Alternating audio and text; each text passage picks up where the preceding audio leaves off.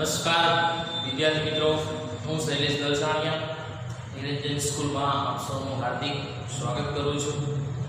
હવે આપણે જે લાસ્ટ લેક્ચરમાં વન્ડરફુલ ક્રિએશન જે આપણે ચોથો યુનિટ સ્ટાર્ટ કરેલો, એમાં લાસ્ટ લેક્ચરમાં આપણે મેં પહેલો પેરેગ્રાફ છે તમને સમજાવ્યો, બરાબર?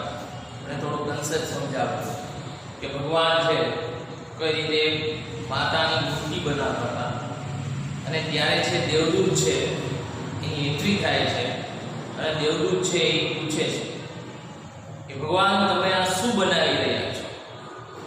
ત્યારે ભગવાન એની વિગત કહે છે, બરાબર? જે આપણે આ પેરેગ્રાફમાં સમજવાના છે. હવે જો આપણે ગઈકાલની જેમ આ બાજુ છે અને સ્પેલિંગ આપ્યા છે, તમને કીધું ને લાસ્ટ લેક્ચરમાં કે સ્પેલિંગ છે એ વ્યવસ્થિત છે, પેલા પાકા કરવા જરૂરી છે, તો જ આનું ટ્રાન્સલેશન છે આવે, બરાબર? જ્યાં સુધી તમને સ્પેલિંગ ન આવડે ત્યાં સુધી ટ્રાન્સલેશનમાં છે થોડો પ્રોબ્લેમ રહેશે, બરાબર? એટલે આ બાજુ જે તમને સ્પેલિંગ આપ્યા છે એ પહેલા તો એને પાકા કરવા જરૂરી છે, બરાબર? એના પછીનો જે પેરેગ્રાફ છે એ તમને સમજાવું છું. ઓકે, અહીં રાખજો. અને તમારી પાસે જે ટેક્સ્ટ બુક છે એ ટેક્સ્ટ બુક પણ છે સાથે જ રાખજો તમારી સામે. મેં તમને ગઈકાલે કીધું ને કે પેન્સિલ સાથે રાખવી, ક્યાંય અઘરો વર્ડ્સ આવે તો ત્યાં તમારે અંડરલાઈન કરી નાખવાની, એ અંડરલાઈન કરી અને બાજુમાં એનું ગુજરાતી તમે લખી શકો છો, જેથી કરીને તમારે પ્રોબ્લેમ થાય નહીં. ઓકે, તો જોઈએ એનો બીજો પેરેગ્રાફ છે. પેલો પેરેગ્રાફ તો આપણે લાસ્ટ લેક્ચરમાં જોયો હતો. ઓકે, જોઈએ. હવે આ જે શબ્દો બોલે છે ઈ ભગવાન બોલે છે. કોને કહે છે? દેવદૂતને કહે છે. કારણ કે દેવદૂત જાણવા માટે ઉત્સુક હોય છે ને કે ભગવાન તમે શું બનાવી રહ્યા છો, એટલા ક્યુરિયસ હોય છે. એટલે ભગવાન એને આજે માતાની જે મૂર્તિ બનાવે છે એની વિગતો કહે છે. તમારે શોર્ટ નોટ આમાંથી પૂછાય, આમાંથી એક શોર્ટ નોટ આવે છે details of the wonderful creation. Details of the wonderful creation any short note આવે છે, પણ ખાસ આ લખવું જરૂરી. આ પેરેગ્રાફ આખો પેરેગ્રાફ આવશે, બરાબર? એટલે એ ખાસ ધ્યાન રાખજો. હવે અહીંયા છે જો સ્ટાર્ટ કરીએ છીએ આપણે કે હર ઓલ પાર્ટ્સ, હર એટલે ત્યાં, ઓલ પાર્ટ્સ, પાર્ટ્સ એટલે અંગો, અવયવો એટલે કે, બરાબર? હર ઓલ પાર્ટ્સ should be એટલે કે હોવા જોઈએ મૂવેબલ. મૂવેબલ એટલે આપણે મૂવ એટલે હલનચલન કરવું, અને મૂવેબલ એટલે શું થાય? હલનચલન કરી શકે તેવા. એટલે અહીં શું કહે છે? Her all parts should be movable, કે તેના બધા જ અંગો હલનચલન કરવા જોઈએ. એન્ડ રિપ્લેસેબલ, આ બે શબ્દમાં ખાસ યાદ રાખજો. એક તો છે આ મૂવેબલ અને બીજો છે રિપ્લેસેબલ, બરાબર? રિપ્લેસેબલ એટલે રિપ્લેસ કરવું એટલે બદલી નાખવું. રિપ્લેસ નો મીનિંગ શું થાય? બદલી નાખવું. અને રિપ્લેસેબલ નો મીનિંગ શું થાય? બદલી શકાય તેવા, કે તેના બધા જ અંગો હલનચલન કરે તેવા અને બદલાય અથવા બદલી શકાય તેવા હોવા જોઈએ. અહીંયા આ શબ્દ જે આપ્યા છે મૂવેબલ, આપણે ભગવાનને જે અંગો આપ્યા છે મૂવેબલ જ છે. આપણા હાથ મૂવેબલ જ છે. ઓકે, પણ મૂવેબલ છે, બરાબર? મૂવેબલ તો સમજ્યા, પણ રિપ્લેસેબલ ઈ હજુ સમજાતું નથી. કારણ કે અહીંયા જે ભગવાને એવું કીધું છે કે રિપ્લેસેબલ છે એટલે કે બદલી શકાય તેવા છે, બરાબર? એ થોડું કન્ફ્યુઝન છે. પણ ભગવાને એ શબ્દનો ઉપયોગ શા માટે કર્યો છે કે રિપ્લેસેબલ એટલે જો માં છે એનામાં પરિવર્તન ઝડપથી આવી જાય છે.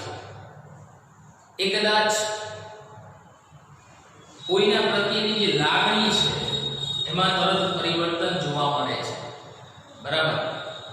એટલા માટે અહીંયા કીધું છે કે તેના બધા જ અંગો હલનચલન કરે તેવા અને બદલી શકાય તેવા હોવા જોઈએ. એના પછી લાઈન છે કે she has a lap. આ લેપ નો મીનિંગ થાય ખોડો. ખોડો એટલે ઓલું માથામાં થાય ખોડો નથી વાત, એને તો આપણે ટ્રેન્ડર કહીએ, બરાબર? તો ખોડો એટલે કેવો ખોડો કે જે માં બાળકને જે સુડા પોતાના ખોડા, એ ખોડાની વાત છે. એટલે એ જે છે લેપ, એને શું કહેવાશે? લેપ. કે she has a lap, તેને ખોડો છે. that કે જે disappears, disappear થવું એટલે અદ્રશ્ય થઈ ગયો. આના પહેલા એક વર્ડ આવતો appear હોય. આના પહેલા પેરેગ્રાફમાં એક શબ્દ સમજાયો હતો appear. appear થવું એટલે પ્રગટ થવું થાય, અને disappear થઈ જવું એટલે શું થાય? અદ્રશ્ય થઈ જવું થાય. બરાબર? બે અલગ, આ બે ઓપોઝિટ વર્ડ છે. આ ખાસ ધ્યાન રાખજો, પૂછાય એવું છે પરીક્ષામાં. એટલે અહીં કે she has a lap, તેને ખોડો છે.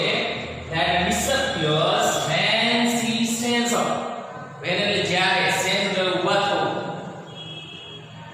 કે તેને ખોડો છે કે જ્યારે તે ઊભા થાય છે ત્યારે તે અદ્રશ્ય થઈ જાય છે. હા, સ્વાભાવિક છે કે માં જ્યારે બેઠા હોય ત્યારે ખોડો હોય, ઊભા થાય ત્યારે શું થઈ જાય છે? એ ખોડો અદ્રશ્ય થઈ જાય છે. જ્યારે બાળક નાનું હોય અને કીધું છે ને કે હંમેશા બાળક છે ને સૌથી વધારે જો સેફ, પોતાને સેફ માનો, સેફટી જ્યાં છે એવું સ્થળ હોય તો એ માનો ખોળો છે. એનાથી બીજું સેફ પ્લેસ એ બાળક માટે ન હોઈ શકે. એટલે અહીં કીધું છે કે she has a lap that disappears when she stands up. કે તેને ખોળો છે કે જ્યારે તે ઊભા થાય છે ત્યારે તે અદ્રશ્ય થઈ જાય છે. આ શબ્દ પણ એક યાદ રાખવા જેવો છે, disappear. બરાબર? disappear થવું એટલે શું થઈ જાય? અદ્રશ્ય થઈ જવું. ત્યાર પછી એના પછી લાઈન છે I have to put a kiss. kiss એટલે ચુંબન. જો અહીંયા આ શબ્દ એક સમજવા જેવો છે. I have to, આ એક મોડલ ઓક્સિલરી છે. જો હું તમને કહું I have to go, મારે જવું જ પડશે. આપણે એમ કહીએ I have to go, મારે જવું જ પડશે. આપણે ફરજિયાત કોઈ વસ્તુ ન કે you have to read, તમારે વાંચવું જ પડશે. તો અહીં તો ભગવાન એવો શબ્દ વાપર્યો છે કે I have to put a kiss, મારે એક ચુંબન મૂકવું પડશે. શું કે છે? મારે એક ચુંબન, put a kiss, kiss એટલે શું થાય? ચુંબન. કે મારે એક ચુંબન મૂકવું પડશે that can cure. એક આ શબ્દ પણ યાદ રાખવા જેવો છે. cure એટલે ઉપચાર કરવો. cure નો બીજો મીનિંગ થાય heal પણ. heal કરવું એટલે શું થાય? ઉપચાર કરવો. બરાબર? કે I have to put a kiss that can cure everything. everything એટલે બધું જ.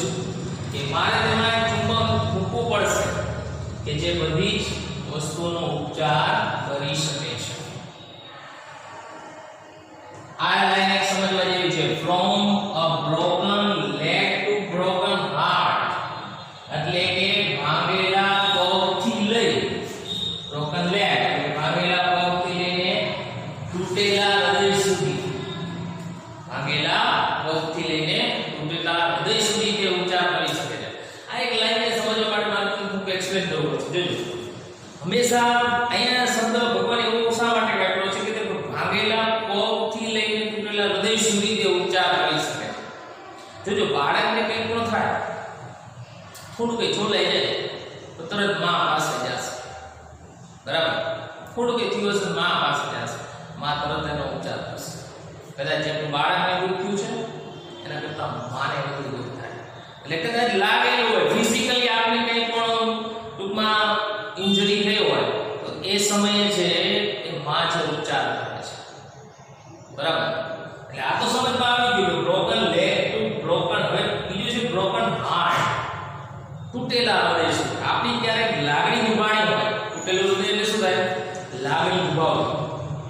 ક્યારેક આપણી લાગણી દુભાણી હોય ત્યારે પણ આપણે માં પાસે જઈએ તો એનું પણ સોલ્યુશન, એનું પણ સમાધાન હોય છે. ક્યારેક તમે સાવ શાંતિથી બેઠા હોય, મૂંઝાયેલા હોય, બરાબર, મનમાં ઘણા બધા કન્ફ્યુઝન હોય, ત્યારે માં હંમેશા પૂછે બેટા શું થયું? તો એનો પણ એની પાસે ઉપચાર હોય છે. બરાબર? એટલે અહીંયા કીધું છે કે broken leg to broken heart, ભાંગેલા પગથી લઈને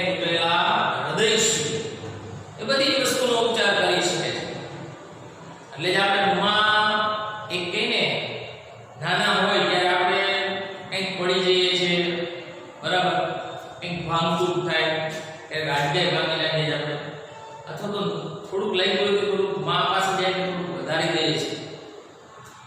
એટલા માટે આપણે વધારી દઈએ છીએ કે મા આપણી લાંબી સમજે છે એટલે, બાકી આપણે બીજે ક્યાંય નથી જતા.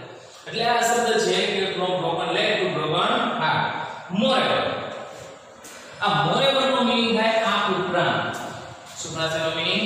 આ ઉપરાંત. મોરેવર she is able હોવું એટલે શું થાય? સક્ષમ હોવું. બરાબર, જેનામાં કાર્ય કરવાની ક્ષમતા હોય એને એબલ કહેવાય. બરાબર, કે she is able to run. આ રન એટલે દોડવું નથી થતું, રન એટલે ચલાવવું. રન એટલે શું થાય? ચલાવવું. કે she is able to run on any food available. available હોવું એટલે ઉપલબ્ધ હોવું. she is able to run on any food available. કે તે કોઈ પણ ઉપલબ્ધ ખોરાકમાં ચલાવવા માટે સક્ષમ છે. તો અહીં સુધી છે કોઈ પણ ઉપલબ્ધ ખોરાકમાં ચલાવવા માટે સક્ષમ છે. આ લાઈને સમજવું હોય તો ઘરમાં જો ઘણી વખત ક્યારેક આર્થિક સ્થિતિ નબળી પણ આવે તો કોઈને ગરીબોના ઘરમાં જાઓ, કોઈ પણ કંઈ પણ ઘરમાં હશે, શાકભાજી હશે, એમાંથી બધાને ખવડાવી દેશે. અથવા કોઈ બાળક મહેમાન આવ્યું હશે, કોઈ પણ જેટલું છે એમાંથી પૂરું કરી નાખશે. બરાબર, જો ઘણી વાર એવું પણ બને કે કોઈ મહેમાન આવ્યું હોય, ઘરમાં કંઈ ન હોય, બરાબર, ઘરમાં માની લો થોડુંક જ છે તો શાક હોય તો શાક રસો વધારે, અથવા કંઈક બાજુમાંથી માગી આવે. આપણે ઘણી વાર બાજુમાં માગતા શરમ આવે પણ એ માગી આવશે. બરાબર, તો એ રીતે એ કોઈ પણ ખોરાકને ચલાવવા માટે સક્ષમ છે. અને એ બીજી વાત એ કે આપણે ખબર પણ ના પડવા, એનું નામ માં. હંમેશા જો ઘરમાં ગમે તે આર્થિક સ્થિતિ નબળી પડી ગઈ છે તેના છોકરાને નહીં, છોકરાને નથી આપણા, તમારા તમે વિદ્યાર્થીઓ છો, તમારી બધી જ જરૂરિયાતો પૂરી કરશે. બરાબર, પણ એ તમને ક્યારેય એ નહીં કે આપણા ઘરમાં આ નથી, ખાવાનું નથી. એટલે કોઈ પણ જોજો એ પોતે નહીં ખાય. બરાબર, અને એ બીજાને પોતે કદાચ બપોરની રોટલી સાંજે ખાઈ નાખશે, પણ ઘરના બીજા સભ્યો છે એને તો ગરમ જ કરશે. એનું નામ માં. એટલે એ શબ્દ છે કે she is able to run on any food available. તે કોઈ પણ ઉપલબ્ધ ખોરાકમાં ચલાવવા માટે સક્ષમ છે.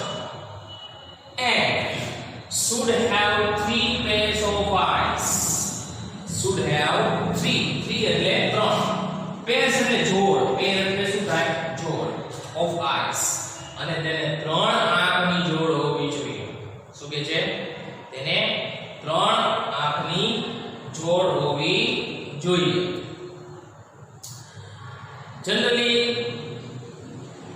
જોડ એટલે કે આપણે એક વસ્તુ હોય તેને સિંગલ કહીએ, ડબલ હોય તો શું કહીએ? જોડ. કે આપણે ભગવાને આંખો આપી છે તો આપણે જોડમાં આપી છે, 2 આંખો આપી છે એટલે પેર કહેવાય. 2 હાથ આપ્યા છે તો એને શું કહેવાય? પેર કહેવાય.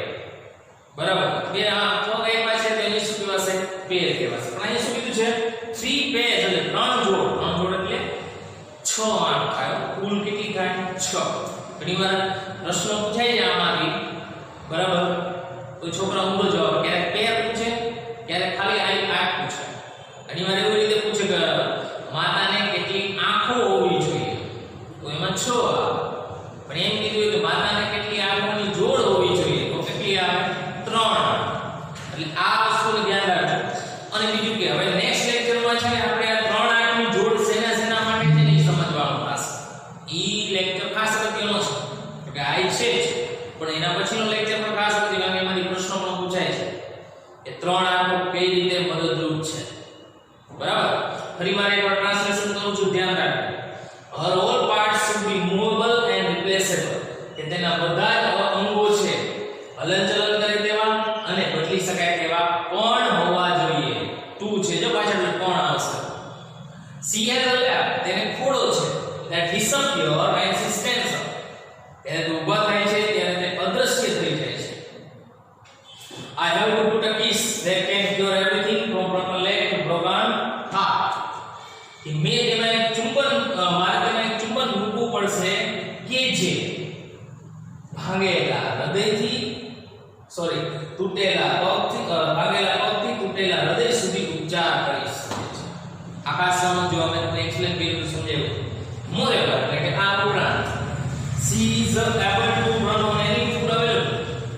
તે કોઈ પણ ઉપલબ્ધ ખોરાકમાં ચલાવવા માટે સક્ષમ છે. and should have 3 pairs of eyes. એટલે તેને 3 આંખની જોડ હોવી જોઈએ.